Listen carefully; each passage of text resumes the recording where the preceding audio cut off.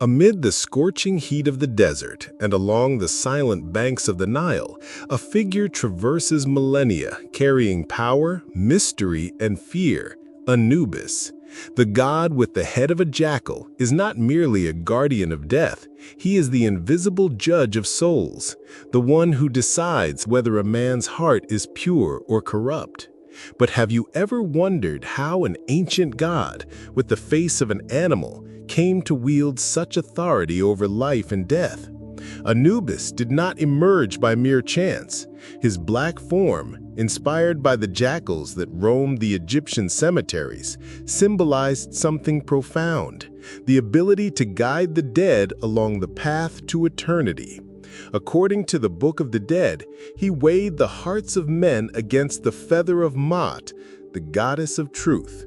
One lie, one failing, and the soul would be devoured by oblivion. The question that echoes through time is this: how did the ancients place such trust in this invisible scale, in a god so distant and yet so present? But Anubis was not merely a cold judge. He was connected to the very origin of life after death. When Osiris was betrayed and destroyed by Set, it was Anubis who gathered his body, preserving it, inventing what we now know as mummification. In his hands, death became passage and fear became order. The power to transform destruction into continuity is what made Anubis so essential. And if you could look into the eyes of this god, what would you feel? Fear, respect, or hope? What makes Anubis so fascinating is precisely this duality: guardian and judge, protector and terrifying, silent and absolute. The story we are about to tell is not merely about a myth. It is about how the Egyptians confronted death, how they entrusted their own eternity to an entity with the head of a jackal. Prepare yourself, for as you follow this story, every detail will reveal not only the figure of a god, but the impact of Anubis on everything the Egyptians believed about life, death, and justice. Anubis was not merely the god of death. He was the guardian of souls, the one who transformed fear into direction and purpose. For the Egyptians, death was not an endpoint, but a crossing, and no one guided that crossing with as much authority as he did. Every tomb, every body wrapped in linen, every funerary ritual carried his invisible presence.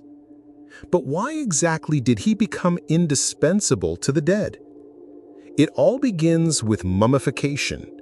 When Osiris was betrayed and fragmented by Set, it was Anubis who gathered and preserved the god's body, inventing the rituals that would ensure the continuity of life after death.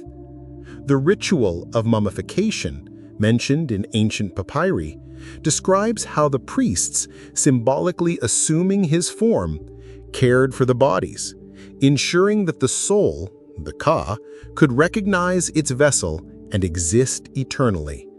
Without this preservation, the passage would be impossible. Imagine the weight of such responsibility. One mistake could condemn a soul to oblivion. And it was not only physical protection that mattered.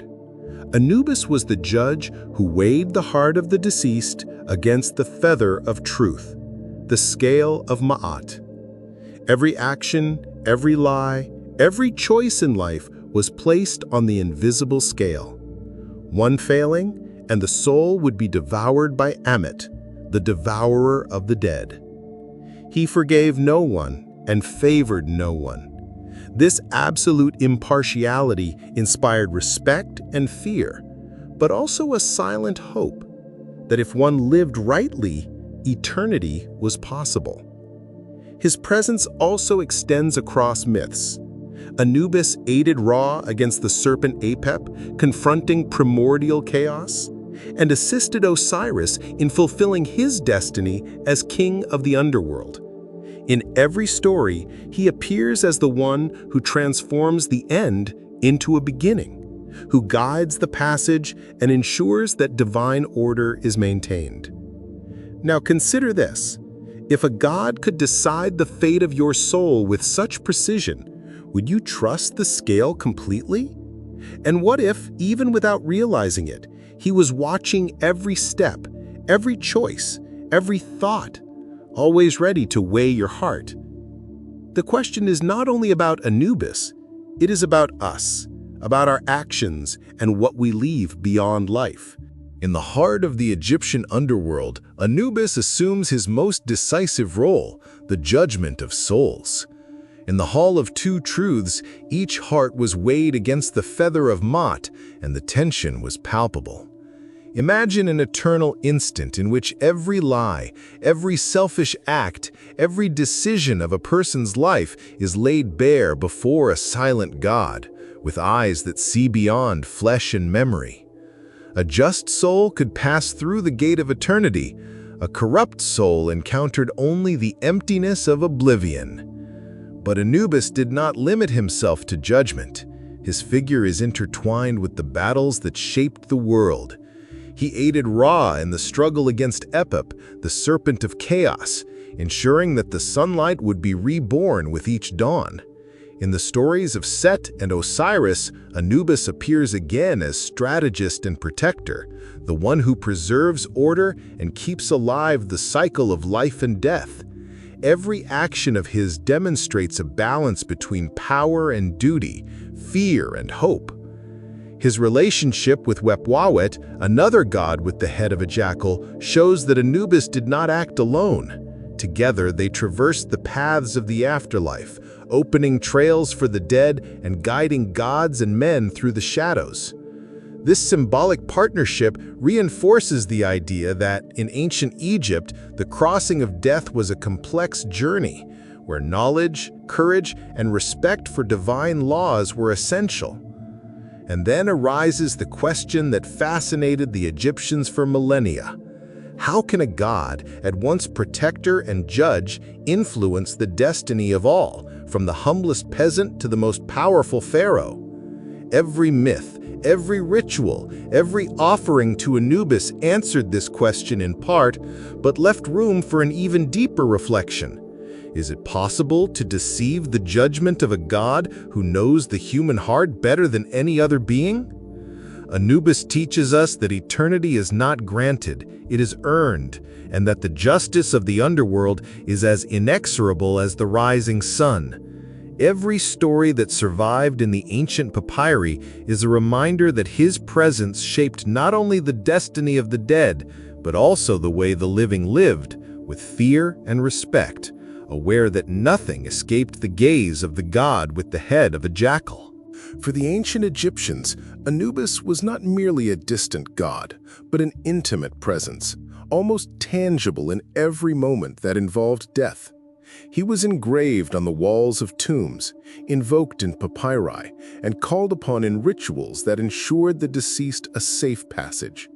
Priests wore masks bearing his face during ceremonies, symbolically assuming his identity, as if the god himself descended into the world of men to guide the newly departed soul. The rituals in his honor were silent, filled with reverence. Anubis's name was spoken cautiously, for it was believed that invoking him without necessity could attract his attention in unwelcome ways. Offerings of bread, beer, and incense were left in temples and tombs, reminding all that though he was Lord of the dead, he was also the protector of the living who respected divine order. The Egyptians' view of him was paradoxical. Fear and gratitude intertwined. They feared his judgment, yet trusted in his justice. They knew that before the scale, no earthly power could deceive Anubis. The heart had to be pure, or oblivion would be inevitable. This belief shaped not only religion, but all of Egyptian society, where values such as truth, justice, and honor carried real weight, for they determined the eternal destiny of the soul. And in observing his trajectory, we see more than a myth. Anubis is the reflection of a civilization that transformed the fear of death into art, science, and spirituality. Mummification, funerary texts, rites of passage, all carried his invisible mark. He was not merely the god with the head of a jackal, but the guardian of the hope of eternity. Today, thousands of years later, his name still echoes, shrouded in mystery. What does it mean for us, inheritors of so many cultures, to look upon Anubis? Do we, in our hearts, still seek this same silent guide to traverse our own shadows? If justice is eternal, perhaps Anubis still weighs our hearts, even without our noticing. If this journey through the Egyptian underworld has stirred your curiosity and made you reflect on justice, life, and death, subscribe to the channel and follow along, for there are still myths, gods, and secrets waiting to be revealed. And you, would you be ready to face the scale of Anubis?